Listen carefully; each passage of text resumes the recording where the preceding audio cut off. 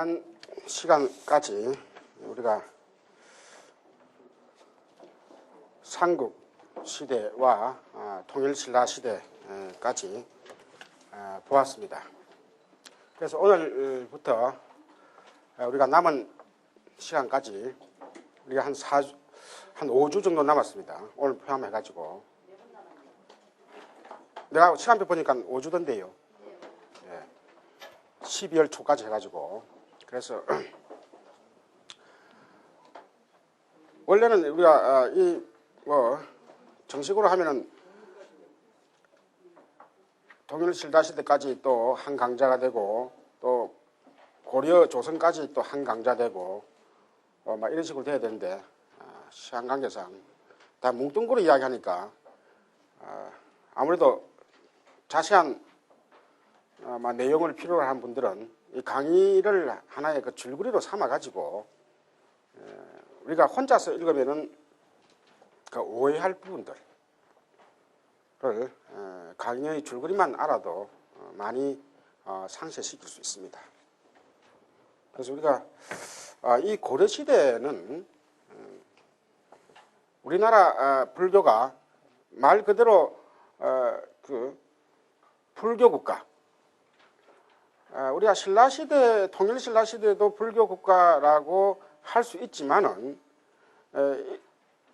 말 그대로 우리가 스님들이 체계적으로 성가라고 하는 그 스님들의 그 가거 시험을 통해서 또 등용이 되고 또 왕사 국사 등등 이런 그 위계를 체계적으로 가지게 되고 또 교와 선, 우리가 교학과 선법이 이 고려 시대에 와서 이제 완전히 정립하게 됩니다. 그러니까 불교 사상에서 신라말의 선법이 들어왔지만은 그때는 정치적인 혼란기였기 때문에 한 100년, 우리가 800년대 한 중반부터 해가지고요. 고려가 938년인가 완전 통일을 하게 되죠. 그래서 한 100년, 거의 100년 가까이는 정치적인 혼란기이기 때문에 선법이 들어와도 실질적으로 그 정치 세력가의 그런 이합집산을 통해 가지고 그 연구가 나름대로 그 정리가 안 됐다, 이렇게 볼 수 있습니다. 그래서 이제 고려 시대에 들어오면은 이 성가 교회 문제도 등장을 하고 또 천태종, 우리가 그 조계 선뿐만 아니라 천태 대각국사 어천이 천태선을 도입함을 통해 가지고 그래서 우리가 본격적으로 교화선 혹은 또 성가의 그 서로 그 선종파들과의 관계도 비로소 논하게 되는 것이죠. 우선 그 200페이지에 보면은 국가와 불교 문화, 우리가 불교 국가라고 했듯이 태조가 삼국을 완전 통일하기 전에 궁예라는 인물이 우리가 비록 역사에 있어서는 패자지만은 불교 사적으로 볼 때는 그냥 넘어갈 수 없는 부분들이 있습니다. 그래서 그 후삼국의 혼란기 때 철원을 중심으로 해가지고 태봉국을 세웁니다. 그러면서 자기 스스로를 미륵불이다, 그 지칭을 하고 그러면서 자기의 아들 둘을 청강보살, 신강보살의 행태로서 자리매김을 하고 그 다음에 행차할 때는 그 백마를 타고 여러 그 번개라면 그 깃발들을 앞세우고 스님들도 한 200명 정도를 뒤따르게 하면서 아주 마치 그 부처님께서 행차를 하시는 것과 그와 같이 하면서 또 경도 스스로 한 20여 정도 지었다고 그럽니다. 그게 상당히 그런 행태로 볼 때 뭔가 그 당시 신라 때까지의 잘못된 불교를 나름대로 경을 지필할 정도로 상당히 그 핵심적인 생각을 갖고 있었다 이렇게 볼 수 있는 거예요. 그래도 우리가 궁예가 그 왕건에게 쫓겨나기 전까지 그래도 그 세력이 가장 강했던 그 대목들은 단순히 그 일반 백성들에게 뭔가 그 욕구를 해소시킬 수 있는 그런 덕망이랄까 혹은 또 그것을 불교적으로 또 잘 활용을 했다 이렇게 볼 수 있습니다. 그래서 이제 불교의 미륵 사상이라고 하는 것은 신라시대 왕권의 입장에서 볼 때는 왕권을 장엄하는 그런 기능을 하지만은 사회가 혼란할 때는 미륵 하생신앙, 미륵이 난세에 내려와 가지고 세상을 구제한다. 사실 이제 이게 경설로 보면은 우리가 미륵님은 난세에 나오겠습니까? 아니면 그 치세가 잘 된 이상세계에 내려오시겠습니까? 하면 불교에서는 이상세계에 미륵님이 내려오십니다. 인간으로 태어나기도 힘들고 우리가 흔히 그런 말 들어봤죠. 또 인간으로 태어나가지고 부처님 만나기도 부처님 나신 곳에 또 태어나기도 어렵습니다. 그 다음에 부처님이 태어났어도 부처님 설법을 듣기가 또 어렵습니다. 그 다음에 또 마지막 한 가지가 뭐죠? 그것까지 알아야 됩니다. 사난. 부처님 말씀을 듣고 깨우치기는 또 더 어렵다. 그 친한하다. 그 네 가지 친한한 일들입니다. 참 그래서 부처님을 그 세에 당시에 만난다고 하는 것은요. 인간들이 많은 복덕을 진 특히 그 지혜 복덕. 그걸 많이 지은 그 결과입니다. 말하자면 그 난세가 아니에요. 경설상에서는 난세의 미륵이 내려옵니다. 그래서 이게 이제 우리가 서양의 그런 메시아론적인 뭐냐면 난세의 구세주가 나타나가지고 일거에 해결한다고 하는 그런 메시아적인 개념을 불교에서 갖고 있지 않습니다. 말하자면 어떤 그 절대적인 힘을 가진 존재가 말 그대로 불난집에 애들을 비행기에 태워가지고 그대로 쏙 그 불난집에를 피하게 하는 방법을 쓰지 않습니다. 우리가 법학에 그 하택 비유가 있죠. 스스로 놓게 합니다. 불교에서는 그 스스로 난세를 그 중생들 스스로 놓게 하는 방법을 구사하는 것이지요. 그 일반 그 중생들이 부처님을 만나려면은 그 공업적인 선업을 많이 쌓아야 된다. 어떤 한두 사람이 아니라 공업적인 업을 쌓아가지고 이상적인 행세가 됐을 때 그때 부처님이 나오십니다. 그래서 그때를 우리가 미륵 부처님으로 상징을 한 것이죠. 그런데 지난번에도 말씀드렸지만 또 우리 한반도에서는 미륵 사상뿐만 아니라 많은 불교 사상들이 신라 본의적으로 해석을 많이 했습니다. 말하자면 우리가 중동 지방에 이스라엘 민족의 어떤 선민의식이 있어가지고 그 선택된 민족이라고 하는 그 의식 속에 똘똘똘 뭉쳐가지고 그 난세를 극복하려고 하는 그런 하나의 비유가 어느 정도 비근할지는 모르지만은 신라는 유독 그런 신라 본의적인 해석을 많이 해왔어요. 그래서 그 신라가 통일되고 혹은 또 통일된 무렵에 아주 진취적으로 발전을 할 때는 말 그대로 그 치세가 잘 될 때는 미륵 사상을 아주 원용을 잘했습니다. 그런데 이제 후기에 들면서 결국은 왕이 쟁탈되니 각종 일들이 이제 일어나니까 결국은 그 미륵 사상을 우리가 흔히 말하는 그런 메시아적인, 그러니까 역사적으로 볼 때는 메시아적인 그런 전개가 이루어졌다. 난세의 부처님께서 맞으면 놔두시 가지고 근한세를 해결해 준다고 하는 그런 방법의 미륵하생간으로서 궁예를 받다 이렇게 볼 수 있는 거죠. 그래서 이제 궁예도 그런 백성들이 그 위정자들을 믿지 못하고 또 더구나 지방에서 군웅이 할거하는 그런 상태에 어디에 의지할지 모르죠.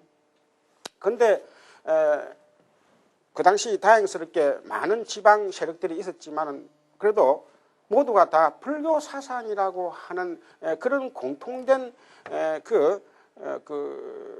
분모랄까 뭔가 그 이데올로기를 공유를 하고 있었던 것이죠. 그래서 이제 불교 쪽에 말하자면 정치인들은 못 믿고 뭔가 그 성직자로서 믿을만 한 사람이 나타나면은 그쪽에 민심이 모이는 그런 행국이었죠. 그래서 궁예는 아마 상당히 불교에 대해서 아주 박식했을 것이다. 그러면서 불교 사상을 아주 그 당시 난세에 활용을 잘했을 것이다.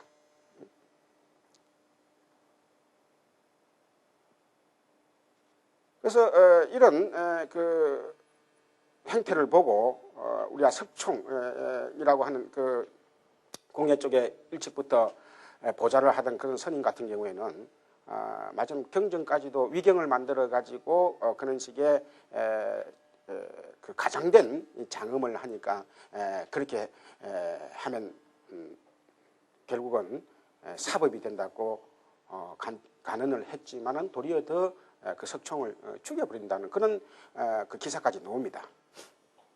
그래서 우리가 아까도 초중에 말씀 패자는 말이 없다고요.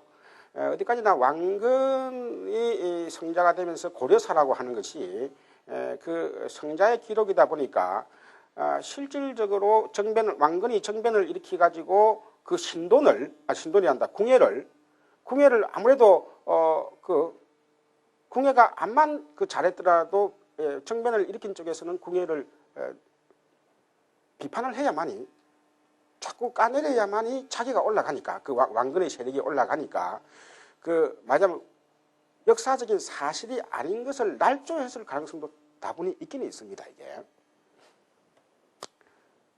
그래서 그러나 날조를 했다 하더라도 말하자면 우리가 경전을 만들었다 하는 것도 어떻게 보면 갖다 붙일 수도 있는 것이죠. 이걸 우리가 반대로 해석하면 마치 이걸 긍정적으로 해석하면 궁예는 경전을 만들 정도로 상당히 불교 해석에 있어서 창의적이었다. 감히 중국에서도 우리가 경전을 함부로 못 만듭니다. 경전을 만든다는 그 자체는 부처님의 사상을 현실적으로 응용하고자 하는 그 욕구가 강했다는 것이죠. 우리가 경전을 만든다. 우리가 인도 불교에서도 우리가 대성불교의 역사를 보면요, 실질적으로 대성경전들도 후기 일반 그 힌두 신행자들과 관계 속에서 불교가 좀 뭔가 대중적으로 변해야 되지 않느냐 하고 많은 대성불교인들이 대성경전을 편찬합니다. 그래서 그것이 긍정적으로 받아들여지면 그건 부처님의 경설로서 받아들여지는 거예요. 만약 우리가 그것도 받아들이지 않으면 그건 또 자연 소멸이 되어버립니다. 그래서 우리가 불교 경전이라는 게요. 물론 초기 경전들은 서가모니 부처님의 직설로서 거의 다 대부분 인정되지만은 초기 경전 안에서도 후대의 설화랄까 이런 것들은 다 후대인들이 그 나름대로 그 시대에 맞게 장음을 한 것입니다. 그래서 불교가 사실 진취적으로 변하려면요. 그래서 어떤 사람들은 그런 말을 합니다. 불교가 자꾸 발전하면 발전할수록 새로운 경전들이 자꾸 나와야 된다. 그런 표현을 쓰기도 합니다. 왜냐하면 옛날에 지나간 그 부처님의 표현들은 시대가 지나면서 그 옷이 맞지 않을 수가 있다는 것이죠. 그러나 그 뜻은 충분히 살리면서 얼마든지 문자적인 그 장음은 혹은 문자적인 그 용어들은 새로 쓸 수도 있다는 것이죠. 그래서 우리가 이 궁예가 한국 역사에서 일찍이 볼 수 없었던 이런 경전을 편찬했다고 하는 그 자체, 그 다음에 스스로도 막 설법을 했다. 왕자의 그 자리에 앉아가지고 설법을 했다.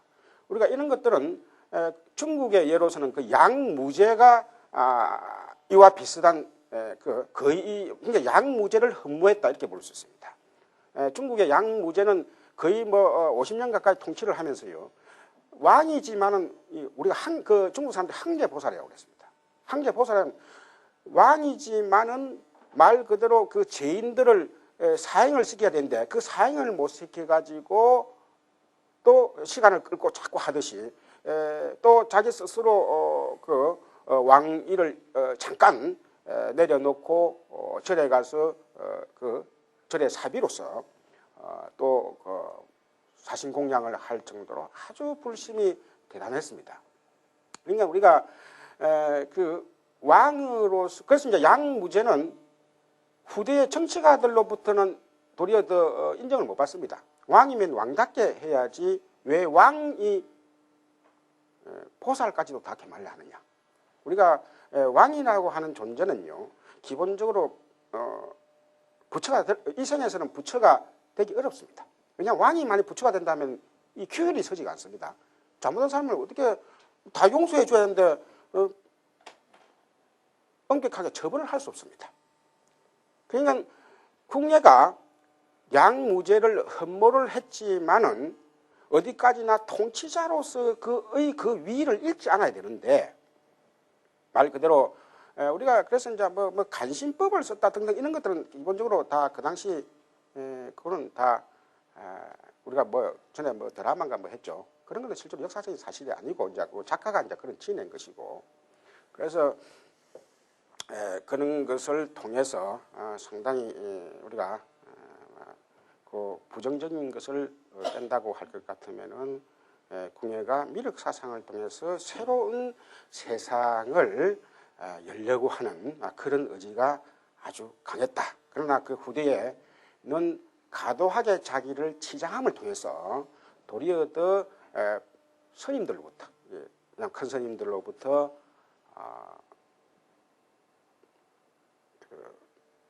도리어 더 등을 돌리게 되는 그런 입장에 섰다 이렇게 볼 수 있습니다. 자, 그래서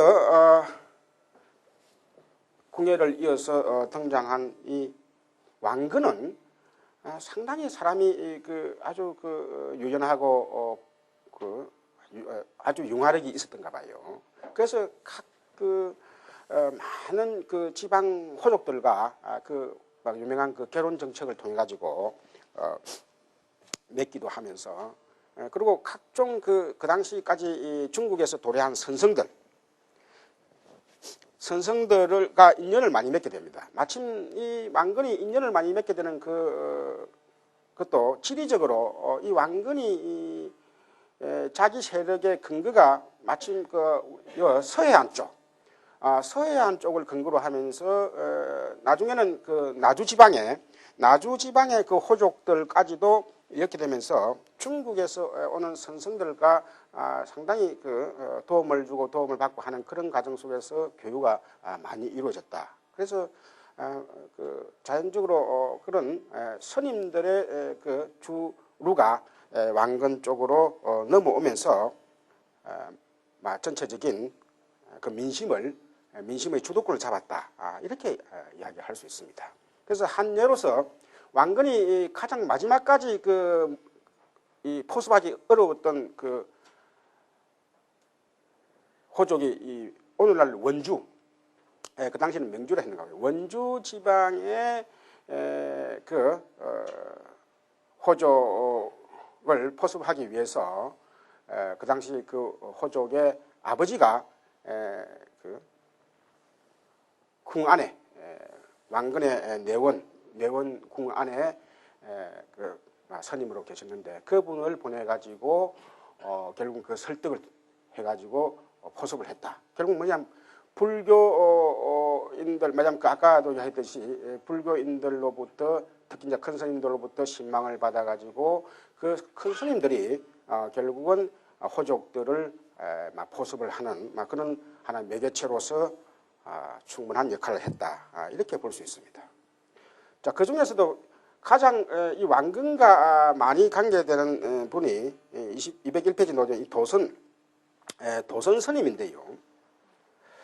이 도선 스님이 실질적으로 왕건과 많이 교류를 했느냐 안 했느냐 하는 것은 일반적으로 후대에 좀 많이 부풀려졌다고 보는 것이 일반적인 이야기들입니다.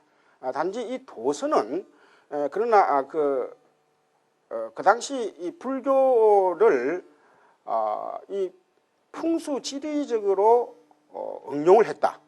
우리가 흔히 도선비기, 비보사찰 이런 표현을 쓰죠. 그래서 신라 후대에 들어와 가지고 많은 정변들이 일어나고 하니까 마치 이것은 이제 치덕이 말하자면 그 땅의 덕이 다 됐다. 그래서 그 땅의 덕이 다 된 것을 절과 탑을 세움을 통해 가지고 그 치덕을 메꿀 수 있다. 그래서 이제 그 비보 사탑이라는 이제 하는 그런 그 풍수 지리설을 일반 백성들에게 많이 설파를 했던가 봐요. 그러니까 아무래도 혼란계에는 그런 게 또 먹혀 들어가기 쉽죠. 그래서 이 왕건이 개경에다가 왕건은 처음에는 철원지방을 했지만은 이제 개경을 주 무대로 하면서 결국은 이 취득이 다 됐다고 하는 이런 사상들은 결국은 경주를 중심으로 한 그런 신라 중심의 사고방식을 개경을 중심으로 한 그쪽에 말하자면 그 운세가 옮겨졌다. 그 다음에 또 그 운세를 또 보강하는 의미에서 이 개경에다가 태조는 저기 위년에 우리가 문헌에는 10차를 세웠다고 이런 이야기를 봅니다. 그래서 10개의 사찰을 세웠는데 이 10개의 사찰들이 여러분들 책에 어디에 놓냐 하면은 그 202페이지 그 10개의 사찰들이 상당히 전부 다 그 국가적으로 그 의도된 사찰 이름을 볼 때 상당히 의도된 사찰이다 이렇게 볼 수 있습니다.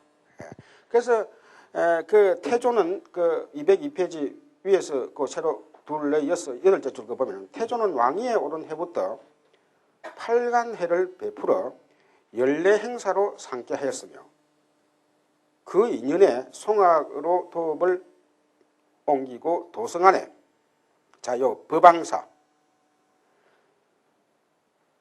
이 법왕사는 말 그대로 우리가 결국은 법왕이라는 말 자체에서 우리가 결국은 그 국가 사찰이라는 걸 볼 수 있죠. 그래서 이 법왕사에서 연등회를 자주 베풀고 그 다음에 왕륜사에서는 그 팔간회를 자주 베풀었다 이런 표현을 놓습니다.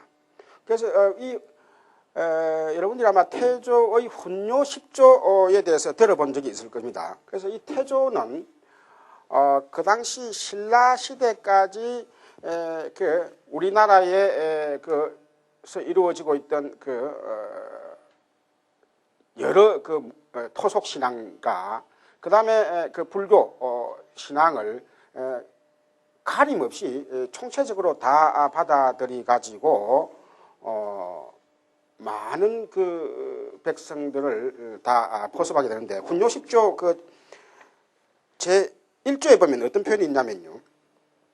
우리나라는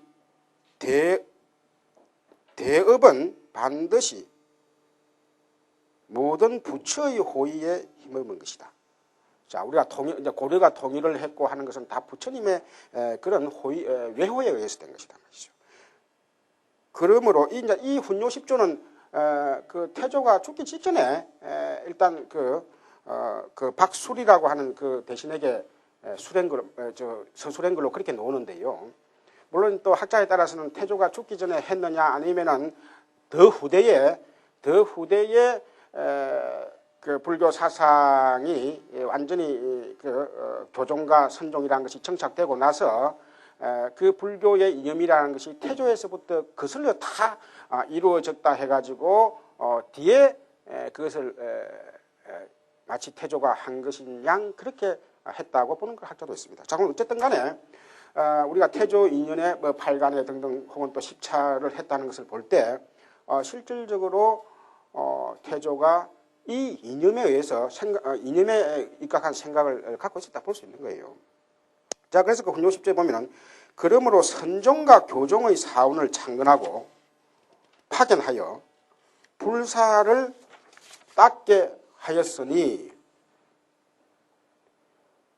각기 그 종파에 충실할 것이며 뒷날 간신히 이 간신이라는 못된 신하가 정치를 오로지 하여 각 종파의 사찰을 서로 바꾸거나 빼앗는 일은 금하도록 한다. 이 상당히 이제 이 보면은 불교가 잘못됐을 때를 예상해 가지고 미리 대비를 하는 그런 경책의 말이라 하는 것을 알 수 있습니다.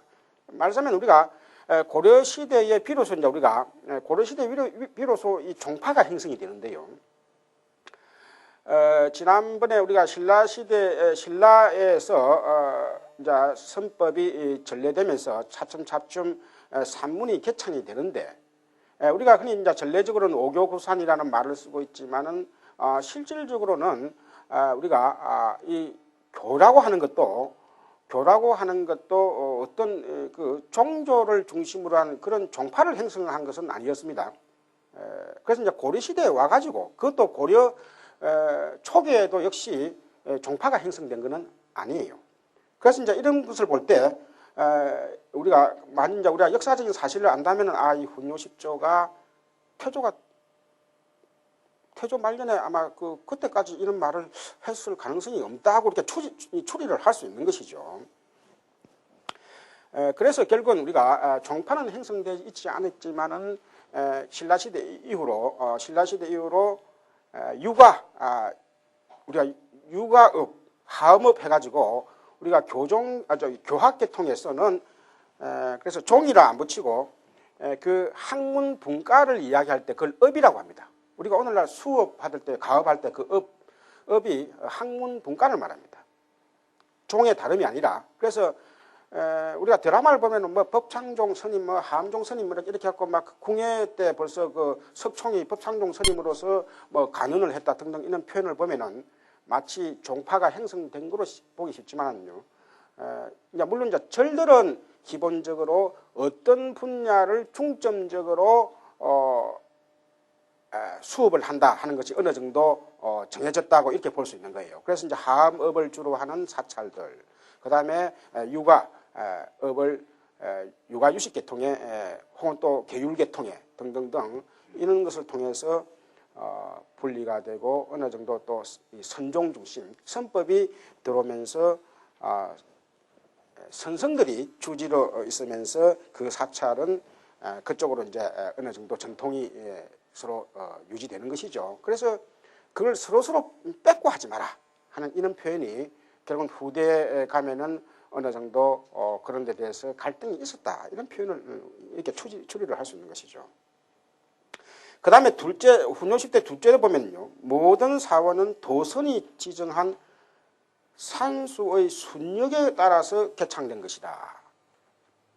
그래서 도선이 말하기를 내가 정한 곳 이외에 함부로 절을 세운다면 지덕을 손상시켜 국가의 운명을 단축시킬 것이니, 자, 뒷날 국왕과 공후, 그 다음에 비 혹은 신하 등등은 원당이라는 이름으로, 자, 원당이라면 어떤 그 개인 사찰을 말하죠. 그 왕족이면 가족 원당. 자, 원당이라는 이름으로 더 지을까 걱정이 된다.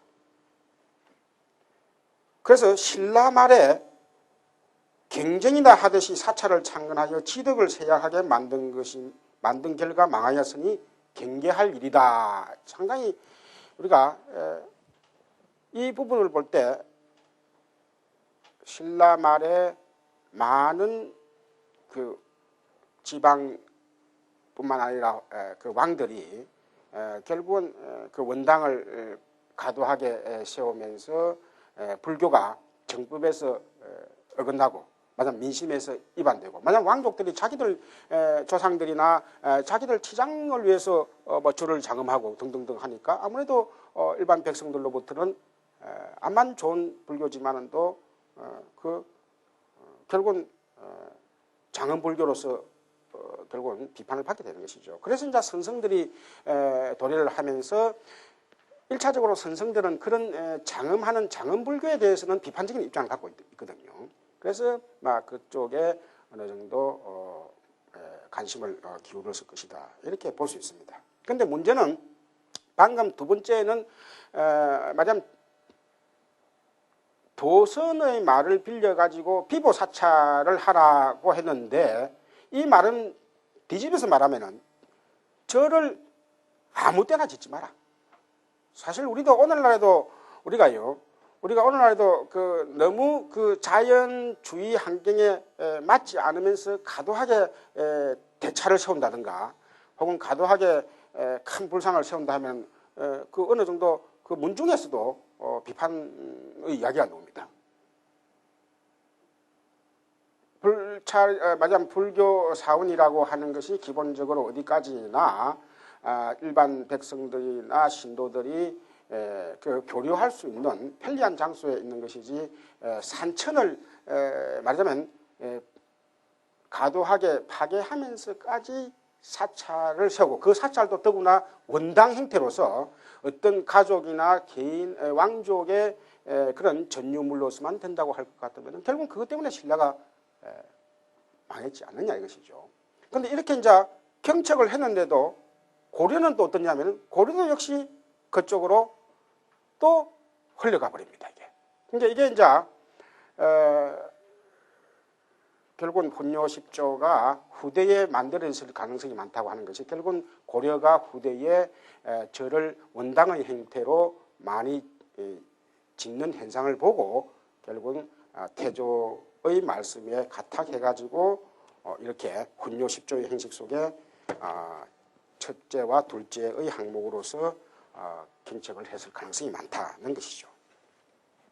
아무튼 이 태조가 훈요 10조의 행태로서 자신의 불교 이념을 나타낼 정도로 실제로 역사적으로 아까 그 10차를 세웠는데, 그래서 그 10차들은 나름대로 다 그 당시 있던 사상들을 다 대표를 합니다. 그래서 법왕사, 자운사, 왕륜사 이런 게, 자운사랑은 또 자운사는 기본적으로 법상종 계통, 미륵 계통. 우리가 자운이라는 게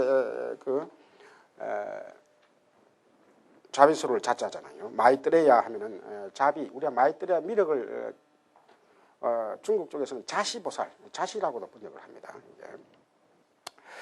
그래서 그 왕륜사, 그 다음에 내제석원, 이 산하사, 그 다음에 이 내제석원, 외제석원 이런 건 결국은 국가를 외호하는 그런 채석천을 모시는 것이죠.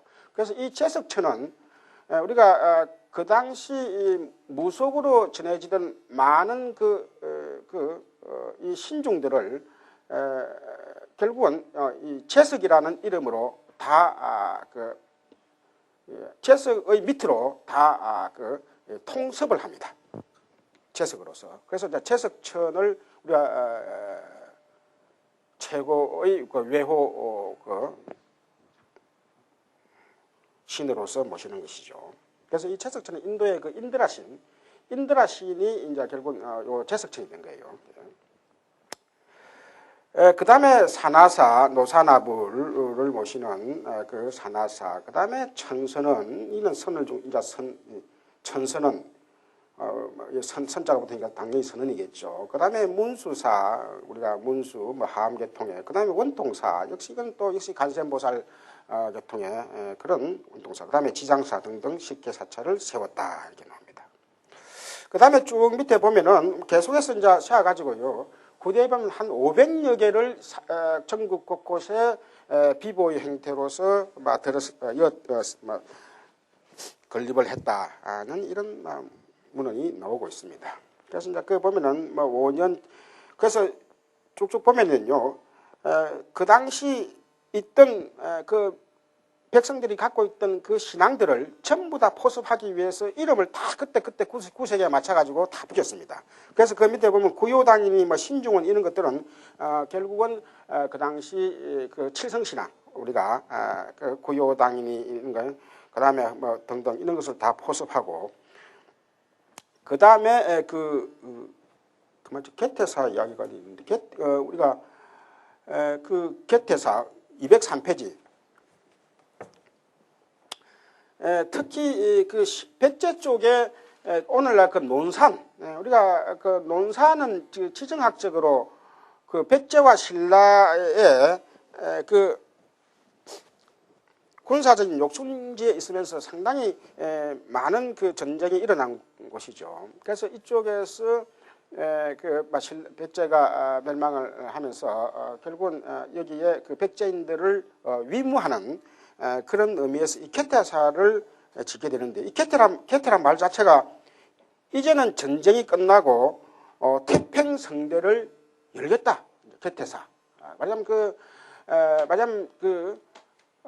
패망한 나라 백성이라는 것을 가리지 않고 선정을 베풀겠다 하는 그런 의지를 갖고 있습니다. 더구나 그래서 여기서 함계통의 스님들을 모셔가지고 이쪽을 함사찰로 했습니다. 개태사란 게. 그 함사찰로 했다는 말 뜻이 뭐냐면은 우리가 함이라고 하면은 우리가 불교의 경전들이나 논서들은 그 종지가요. 나름대로 그 종지가 있습니다. 아까 미륵계통은 또 나름대로 그 의미가 있듯이 우리가 신라 쪽에서 볼 때는 그걸 현실적으로 왕권과 관계되고 일어난 왕권과 관계된다고 할 것 같으면은 함계통은 서로 다 원융하게 묶는 말하자면 그 차이가 있는 것을 차이가 없게 묶는 무해한 그런 원융의 법을 설하는 것이 이 하음법입니다. 그래서 삼국으로 항쟁을 하다가 특히 이 백제인들이 그 당시 주 근거로 하던 이 논산에 개태사를 창건해가지고 그 보면 낙성함법회를 베풀어 왕이 친히 소문을 지었다 이런 표현이 옵니다. 그래서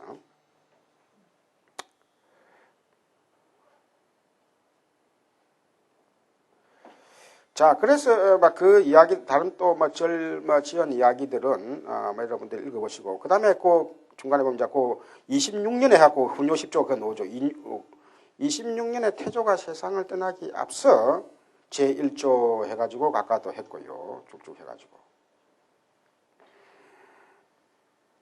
그 다음에 그 204페이지로 넘어오세요. 그 보면 태조가 세운 사원만도 500여 군데가 되며 총림, 선원, 불상, 타파 등을 일으킨 것이 무려 3,500곳이나 된다. 그래서 이 당시에는 결국은 민심을 모으고 민심을 위무하는 방법은 불교밖에 없었다. 그래서 태조가 정말 그 태조는 그 견훤이나 견훤과 차이점이 뭐냐면 태조는 일찍부터 아까 태조 2년이라 했죠. 그 태조 2년이라면 그건 십차를 세울 때도 통일되기 전입니다. 그런데 태조가 918년에 등극을 해가지고 궁예를 몰아 등극을 해가지고 거의 한 20년 뒤에 그 통일이 됩니다. 20년 동안은 아직 그 후삼국 그 항쟁기입니다. 그런데 따지고 보면 상당히 전쟁을 할 무렵에 절을 짓는다면 이게요 어떻게 모순이 될 수가 있죠. 우리가 고려시대는 이런 게 상당히 그 특징이 있습니다. 마치 우리가 대몽 항쟁 기간에도 대장경을 만들어서 민심을 수습하고 민심을 또 모으고 하듯이 태조는 상당히 아주 지략가였다. 왜냐하면 종교적으로 정신을 민심을 잡는 것이 바로 자기 주도권을 잡는 것이다. 그래서 결국은 그런 가운데서도 큰 절을 짓고 그 다음에 팔간회와 연등회를 자주자주 열어서 일반 백성들에게 결국은 그 동일체 의식을 느끼게 했다는 것이죠. 태조는 천년의 역사를 지닌 신라를 피 한 방울 흘리지 않고 고스란히 물려받았으며 조금 심하죠. 피 한 방울 안 흘릴 리가 없죠. 그러나 어떤 시대보다도 정말 그 불교를 종교 사상을 잘 이용해가지고 정말 우리가 흔히 영국에서도 무혈혁명이라는 표현을 쓰듯이 거기에서부터 이제 유래가 된 것이죠. 한반도에 결국은 또 역시 불교를 기본 기치로 하는 통일국가를 계속 이어갈 수 있었다. 이게 이제 대단한 불교적인 불교사적으로 보면 아주 중요한 의미를 갖고 있는 것이죠. 자, 그래서 태봉과 후백제는 후백제의 신앙까지도 버리지 않고 고려적인 불교 문화를 형성하게 하였다. 자, 여기서 이제 고려적인 불교 문화가 결국 이제 앞에 신라와는 다른 점이 이제 있게 마련이죠. 이제 그것이 뭐냐 하는 것이 이제 본도입니다. 자, 그래서 그 보면 이제 선법을 받아들여 가지고 결국은 그 신라 말기의 불교와 태봉의 특이한 불교를 결합하여 가지고 호국적인 불교를 정립을 시켰다. 이렇게 볼 수 있겠습니다. 그 다음에 역대 왕들의 신불과 불사, 이게 너무 우리가 조금 막 간략하게 되어 있는데 실질적으로 이게 이제 고려사에 나오는 불교 관계 기사를 쭉 뽑아가지고 그 왕들의 그 불교 업적을 이야기했는데요. 그 4대 강종 때 비로소 이제 지방 호족 세력을 이루고 왕권이 확립이 됩니다. 그래서 앞에 부분들보다 실질적으로 강종은 그 보면은 성가제도를 시작했다 이렇게 나옵니다. 205페이지 밑에서 한 5째, 6째 보면은 성녀의 국가고시제도인 성가제도를 시작했으며 그 다음에 등등등 그 보면은 그 재간 스님을 중국으로 보내셔가지고 각종 그 천태 교학 관계 논소를 가져오게 하셨다.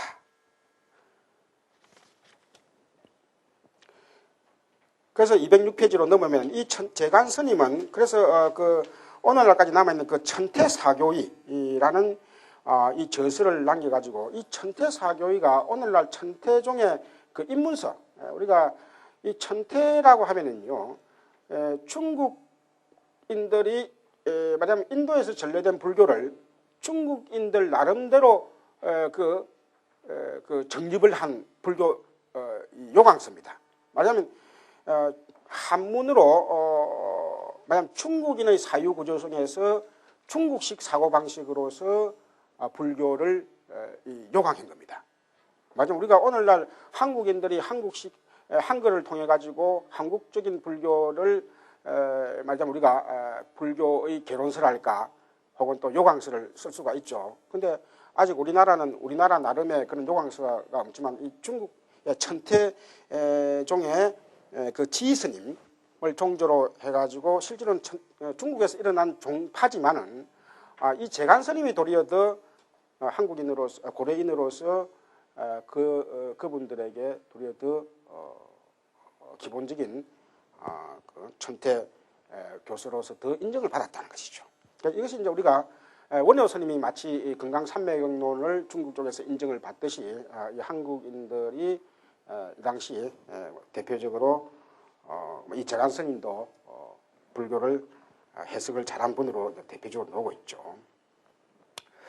그 다음에 그 기법사를 세우고 보면 기법사를 세우고 여러 제의보 그러니까 왕권이 안정이 되면서 각종 산발적으로 일어나던 그런 불교를 이제 국가적인 입장에서 여러 이제 장학제도 혹은 또 의료기관 등등등 이런 기관들이 많이 들어서게 됩니다. 그래서 그 보면은 뭐 제2보 맞아는 우리가 뭐 홍수나 여러 자연재해가 일어났을 때 각종 구급기관으로서 이게 절이 그런 역할을 하죠. 그래서 이제 후대로 가면 갈수록 고려에서는 이 사찰이 말하자면 민생고를 현실적으로 해결하는 그런 장소로 응용이 됩니다. 말하자면 우리가 사찰이라고 하는 스님들로부터 법문을 듣고 그 정신적인 뭔가 결과를 얻으려고 하기 위해서 사찰을 간다고 이렇게 일반적으로 알지만은 실질적으로 이제 이 고려에는 사찰이 돈이 필요한 사람은 돈을 빌려주고 또 쌀이 필요한 사람은 쌀을 빌려주고 춘궁기 때 등등 이런 보호 형태로 나중에 가면 우리가 사찰 안에서 술을 담는 그런 지경에까지 갑니다. 그래서 이제 나중에 이제 이런 것들이 결국은 주객이 전도된 응용을 할 때도 사실 그 종교에서는 그 응용의 한계를 잘 지켜야만이 결국은 그 본체를 잃지 않은데 도리어 너무 이 세속에 가까이 감을 통해 가지고 도리어 더 그 사찰이 오염돼 버리는 말하자면 그 스님들이 세속에 물들어 버리는 그런 역작용을 도리어 더 받게 되는 것이죠. 자, 아무튼 이렇게 이 강종 때 와가지고 그래서 그 보면은 등등 놓은데 여기 보면 일시적으로 그 팔간회와 영등회를 폐지시키고 함부로 설전인지를 금하게 했다. 금하게 했던 그 성종 때는 일시적으로 그런 이야기가 나오죠. 그래서 너무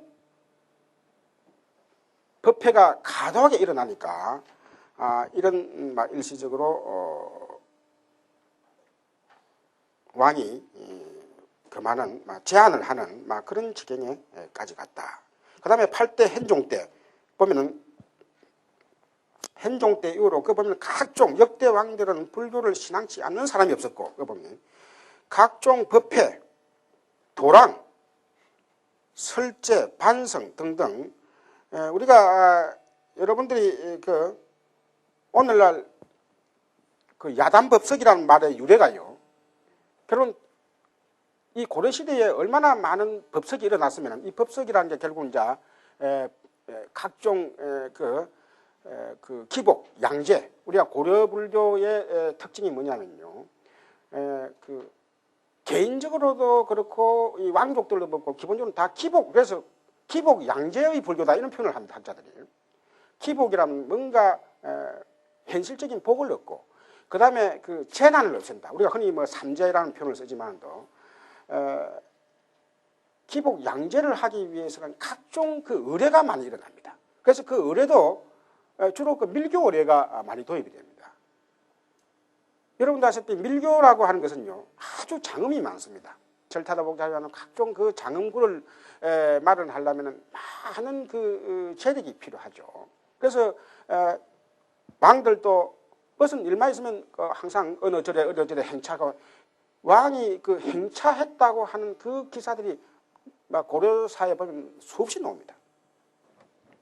그래서 나중에는 하도 사람들이 많이 모이니까 바깥에 들에다가 자리를 마련해가지고 막 장대하게 또 법회를 여니까 그것을 비꼬는 사람들이 오늘 또 야단법석하네. 그 야단이라는 것이 바깥에 단을 쌓아놓고 법석을 하는 것을 말이죠. 그래서 이제 우리가 그 이름도요, 아주 다양합니다. 그래서 지금 이제 우리 책에 보면은 간단하게 지금 몇 가지가 나와 있지만 그 밑에 보세요. 그 보면은 자 법회, 도랑, 설제, 반성 등 자 아시겠죠?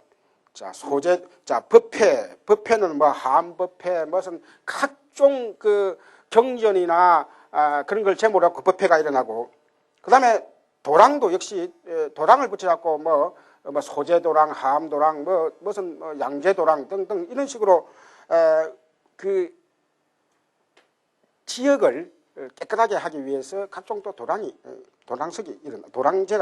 일어나고 그 다음에 설제라고 하는 데 우리가 이제 뭐 팔간제 이것도 대표적인 하나의 제죠. 말하자면 그 각종 우리가 한 달에 제가 신자만 하더라도 우리가 초하루 보름만 하다 되면 보통 6질 해가지고 6번가 되죠. 그래서 각종 설제가 일어나고 반성.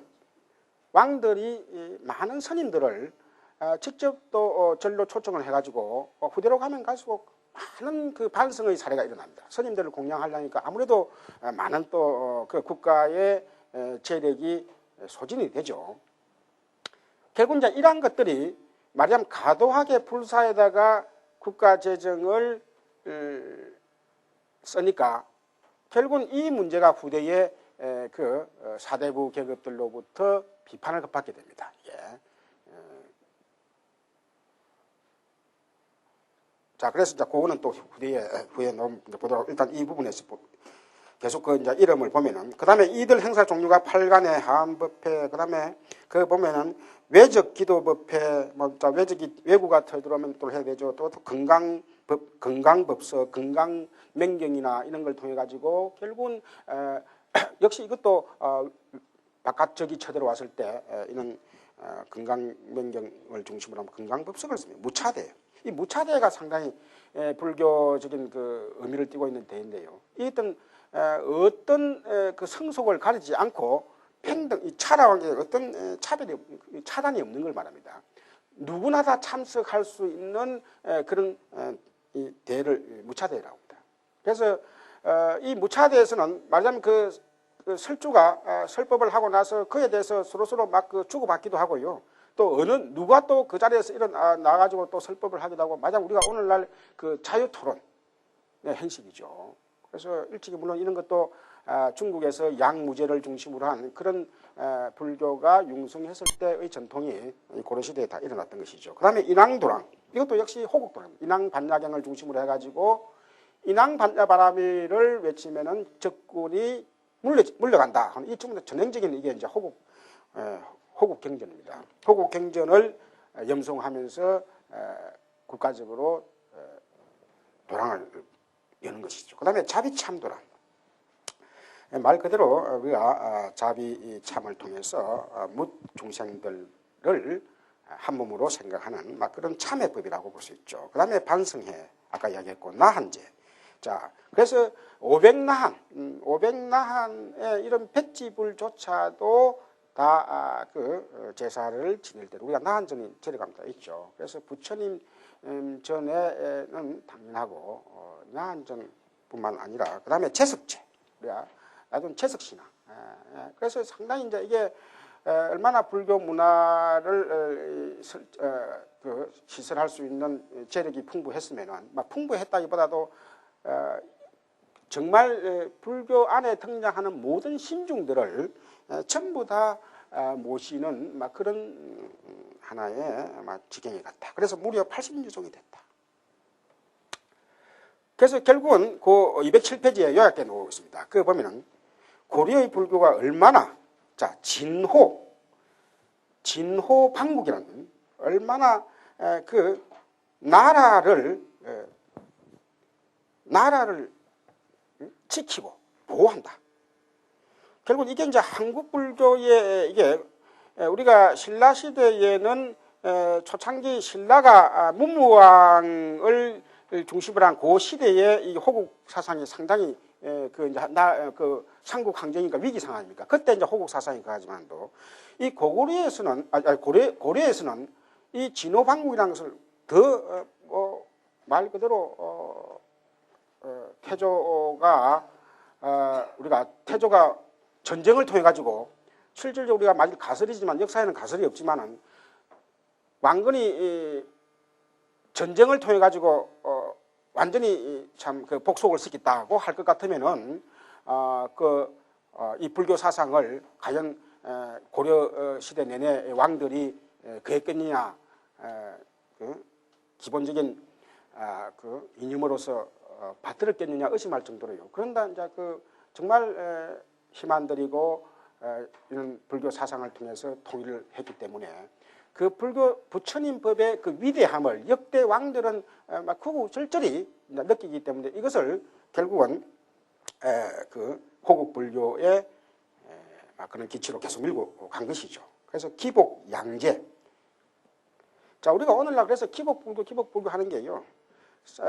우리가 참 한국 불교로서는 이게 이 부분을 앞으로 떨칠 수 없는 부분입니다. 고려 시대에 국가적으로는 위난을 당하고 그 다음에 백성들로부터는 결국은 현실적으로 가장 와닿는 것이 어떤 사상적인 어떤 깨달음보다는, 그래서 이 문제가 이제 상당히 결국 고려 불교가 후대에 결국은 지식인들로부터 비판을 받는 부분이 되어버리죠. 결국 종교라고 하는 것이 그 매체는 어디까지나 그 사상의 심오함을 통해서 번뇌를 불교적인 그 하나의 정체성이라, 불교로서의 정체성이라고 할 것 같다면은 번뇌를 떨치는데 불교의 메리트가 있는데, 그 장점이 있는데 다른 종교와 아무 차이가 나지 않는 기복이라는 행태로서 불교를 계속 일반 신행자, 일반 백성들이 그대로 믿고 있었다고 하는 이런 사실들이요. 이후에 한국 불교가 결국은 기독교를 후대에 또 받아들이고, 기독교도 역시 또 기복적으로 기독교를 믿게 되는, 우리가 세계적으로 한국 종교가 어떤 나라보다도 기복성을 띠고 있습니다. 그것이 불교라는 이름이든 기독교라는 이름이든, 그게 이제 우리가 이런 크게 보면 이제 무속의 영향, 토속 신앙으로서의 무속의 그런 흔적들이 그 베이스로서 깔려 있다는 이야기고, 이것이 이제 고려 시대에는 바로 이걸 국가적인, 말하자면 국가적인 행사로서 이렇게 함을 통해 가지고 일반 백성들의 대다수가 불교라고 하는 것은 당연히 왕들도 저래 하는데, 그래서 후대에 이제 이런 데 대한 그 보조 스님을 위시한 일부 선각자들이 이래서는 안 된다 불교가 해가지고 이제 그런 우리가 흔히 요새 말하는 불교 정화 운동이랄까 이런 게 이제 일어나게 되죠. 일단 그건 또 뒤에 보도록 하고요. 그래서 그 보면은 기복 양제의 불교 있는 걸 알 수 있다. 자, 또 이들 행사의 성격과 내용은, 자 보면 기복, 양제, 호국, 진병. 자, 이 진병은 결국은 우리가 신라의 그 명랑스님이 문두루 비법을 통해 가지고 당나라 군들이 다 바다에 그냥 풍랑이 일어 가지고 못 오게 했다 등등 이런 표현들, 결국은 우리가 사실 우리가 정상이라는 말이 좀 표현이 이상하지만도, 우리가 전쟁을 할 때 뭐니 해도 우리가 정신도 무장을 해야 되지만도 정신만 무장해 가지고는 승리할 수 없습니다. 우리가 사실 그 군사들의 체력적인 힘이랄까, 그 무기의 그런 갖춤이라고 하는 것은 우리가 흔히 요새 말하면 하드웨어와 소프트웨어 할 때, 하드웨어 없는 소프트웨어만 되지 않습니다. 그래서 우리가 동학이 일어나가지고 동학교도들이 그 일본군하고 싸울 때 어떤 주문만 하면은 총알도 비껴간다.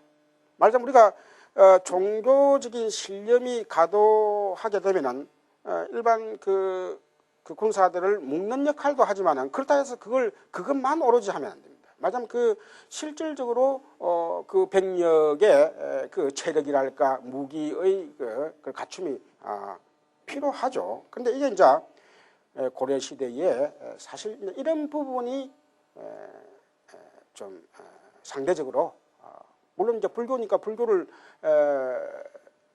행사를 하면 불교인으로부터 보면은 좋지 않습니까? 이렇게 할지 모르지만요. 그러나 불교 자체도요, 불교의 인가법을 영향을 받습니다.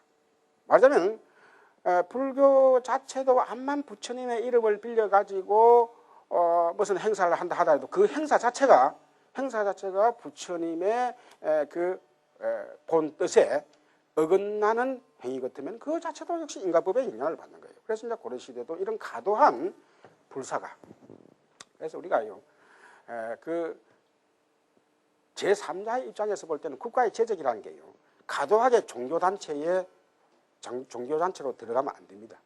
그러니까 그 적당한 비율이 있습니다.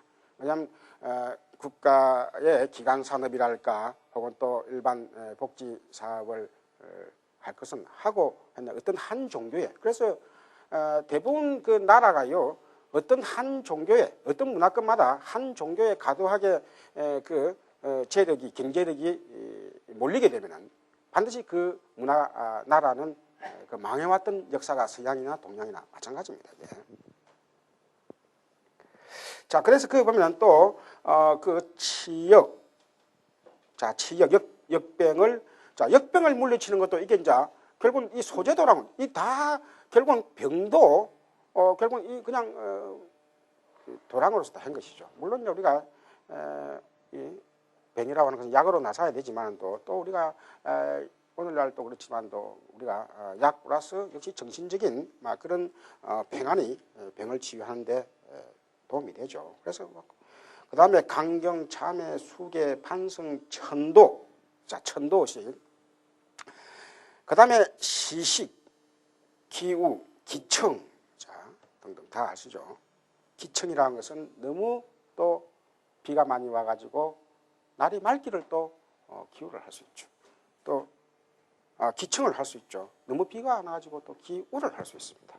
그 다음에 시식, 우리가 이 시식이라고 하는 것은 여러 일반 못 사는 백성들을 위해서, 아까 반성은 스님들을 위해서 공양을 베푸는 것이고, 이 시식이라고 하는 것은 정말 무위탁자, 여러 그 사람들, 의지할 데 없는 사람들을 위해서 절에서 개방을 해가지고 시식을 하는 그런 형태죠. 자, 그래서 이와 같이 국가적이고 왕실의 독실한 숭앙을 받았던 불교였으므로 왕자들의 많은 출가도 보게 된다. 이제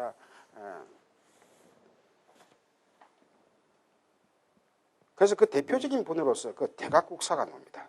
이 대각국사 어천스님이 이제는 우리가 아까 그 재간스님이 천태 사교일을 통해서 초창기 때 그 강종 때 그 중국 천태종을 아주 잘 정리하고 잘 이해했다고 볼 수 있는데, 실질적으로 일으킨 분은 이 대각국사 어천입니다. 그래서 이제 한국 천태종의 우리가 초조라 이렇게 볼 수 있죠. 그래서 이 대각국사는 상당히 원효 스님을 존숭을 합니다. 아주 추앙을 합니다. 원효 스님을 추앙한다 이 말은 상당히 그 한국적인 불교, 중국과는 대별되는 그런 불교 의식을 갖고 있었다 이렇게 볼 수 있는 거예요. 그래서 이분 또 그 당시 조계선, 자, 이제는 조계종이라 해야 됩니다. 근데 이 대각사 스님이 천태종을 개창하면서 그 앞에까지 선법이 전해져 가지고 그냥 문헌에 보면은 조계지도, 조계의 무리들 이런 표현이 나옵니다. 그게 조계종이라는 것이 조계종이 종으로서 성립된 것이 대각국사 이전이냐 이후냐 하는 문제가 오늘날도 논란이 있는 부분이에요. 무슨 소리냐면 오늘날 우리가 한국에서 조계종이라 하면은 많은 사찰이 혹은 또 스님들이 소속되어 있습니다. 그런데 그 조계종의 우리가 종조랄까 혹은 또 조계종의 그 성립 시기가 어떤 때자 하는 것은 고려시대는 고려시대인데 그게 이 대각국사 어천스님 이전이냐 이후냐. 그래서 이제 어천스님은 그 당시 그 교화선, 그러니까 교는 교대로 아까 우리가 신라시대의 하암업과 유가업이라고 하는 불교에서 그 교학의 중요한 그 전통은 계속 이어집니다. 그러니까 왕건을 위시한 그 왕들은 말하자면 아까 강종이 이제 호족 세력을 이루고 중앙 집권을 어느 정도 이뤘다고 그랬습니다. 근데 우리가요, 물론 이제 일방적으로 이런 이야기를 하면 조금 어폐가 있겠지만도 선이라 하면요, 선은 다분히 그 자유분방한 그런 측면을 띠고 있습니다. 선 자체가 어떤 경이나 그 교회에 매이지 않는 거예요. 더구나 우리 나라에 들어온 것은 마조 계통의 남중선입니다. 그런데 이제 교라고 하면은 함경론 등등 이런데 또 그걸 중심으로 하고 육아하면 해신밀경이나 등등 성유식론이나 이런 등등등 그 소위 경론이 있습니다. 그런데 그러한 그 교학들은 상당히 그 위계 질서가 딱 짜여져 있습니다. 위계 질서가 짜여져 있습니다. 교학이란 게 수행어를 치면은 수행의 단계가 있는 것이고 또 교로 치면은 그 교학에 그 첫 단계가 있고 그다음에 둘째 단계, 셋째 단계 해가지고 마지막에 보살, 불 해가지고 이런 준 그런 그 교학적인 체계를 단계적으로 다 갖고 있죠. 이러한 것들이 그 왕들의 입장에서 볼 때는 도리어 교업이 즉 교종이 도리어 더 통치를 하는 데는 유리하다 이렇게 보는 거예요.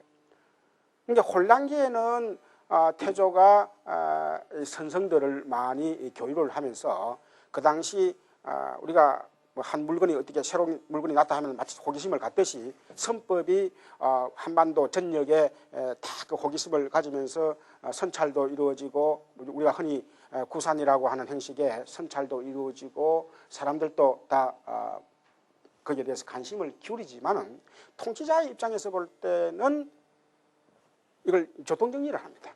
그래서 도리어 더 이 교학계통에 그래서 함종이나 이제 법상종 계통 이제 후대에 이제 종이 고려 시대에 이제 성립되고 나서는 이제 함종이니 법상종이라 이런 말을 쓰면 됩니다. 그래서 그 스님들을 이 왕들이 역대 왕들이 이 국사로 모시는 사례가 많이 나옵니다.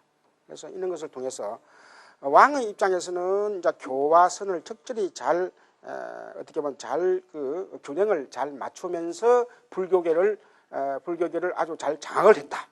그래서 스님들에게는 스님들대로 가거 제도를 통해 가지고 어느 정도 그 위계 질서를 세우고 또 덕망이 있는 분들은 또 국사 왕사라고 하는 그런 그 직책을 그 하나의 그 예우로서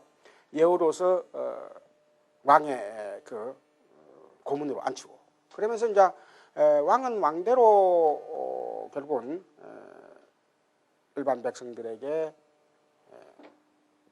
불교를 잘 불교의 큰 스님들을 잘 모시고 있다는 것을 이 왕사 국사를 통해서 보여주고 그 다음에 이 국통이나 여러 그 행정 조직을 스님들의 행정 조직을 통해 가지고 이게 또 행정 조직은 또 왕이 도리어 또 장악을 하고 하는 행태를 통해서 상당히 고려가 불교를 말하자면 역대 왕들이 거의 뭐 아무 거리낌 없이 많은 불사를 각종 절에서 할 정도로 용성했다. 따져보면 이게 이제 어떻게 보면은 불교가 과도한 행사를 하는 데 대해서 거기에 대해서 어느 정도 그 엔티를 거는 그 세력들이 사전에 미리부터 있어 왔으면은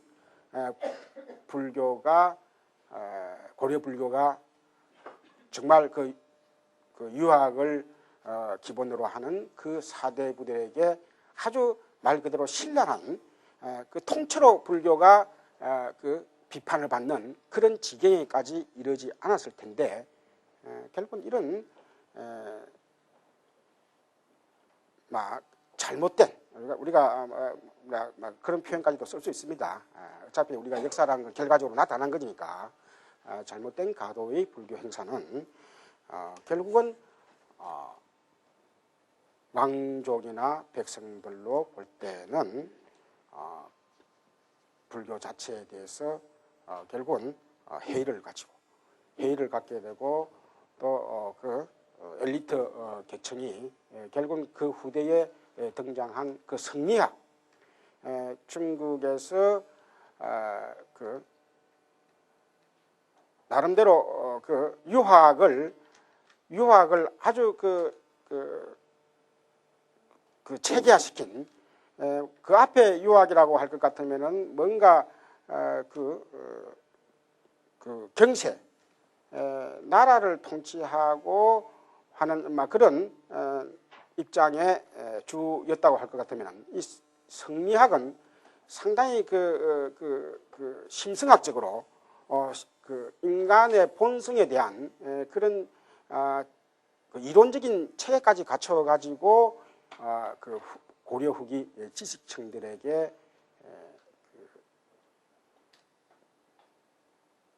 그 섭입이 되죠. 그래서 이 성리학적인 이 안목을 가지고 불교의 여러 그런 행사를 비판하면서 그런 행사를 통해서 과연 국가의 발전이 있을 수 있겠느냐 등등등 막 이런 현실적인 비판을 얻게 됩니다. 그래서 이제 시간이 거의 다 됐는데요. 요 성가제도, 가거제도 하는 것은 여러분들이 208페이지에서 209페이지로 쭉 넘어가 가지고 결국은 그 성가제도에서 그 209페이지에 중간에 결국은 선종과 교종으로 나눠 가지고 선사와 대선사, 선종계통에서는 가장 그 대선사를 최고의 법계자리에 놓고 교종계통에서는 성통으로 나왔다는 것이죠. 그 다음에 제종의 유파해가지고 결국 아까 이 오교와 구산이라고 하는 것이 이 오교는 우리가 오늘날 우리가 그 말 그대로 교종이 선 것이 아니고 학문 분과로서의 바로 밑에 놓는 우리가 그런 형태로서 그래서 오교라고 하는 것은 그 실체성은 없다. 그래서 후대에 우리가 초창기 학자들은 그 중국이나 일본과 그 대적하기 위해서 우리에게도 종파가 있다고 하기 위해서 어떻게 보면 급하게 그렇게 날조를 했다 이렇게 볼 수 있습니다. 그래서 급하게 우리도 종이 있다고 표현을 했는데 역사적으로 볼 때는 이 종파, 유파라고 하는 것은 신라시대에 형성된 것이 아니라 고려 거의 중기에 들어와야 되고 구산 선문도 결국은 신라시대까지는 칠산이 성립되고 그 수미산파와 희양상파 이 두 파는 고려시대에 와서 성립이 됩니다. 그래서 이 구산이라는 것도요 실제로 선파가 9개만 있은 것이 아니고 그 이후 많은 몇 개의 선파들이 더 있었다고 하는 그런 아주 신빙성 있는 그 주장들도 나오고 있습니다. 자, 그래서 그 밑에 이야기가 209페이지 밑에 이야기가 바로 그겁니다. 그래서 210페이지에 보면은 이제 각종 그 종파 이름이 이제 구체적으로 나옵니다. 중간에 보면은. 그래서 다음 시간에 210페이지부터 하는 걸로 하겠습니다. 이상입니다.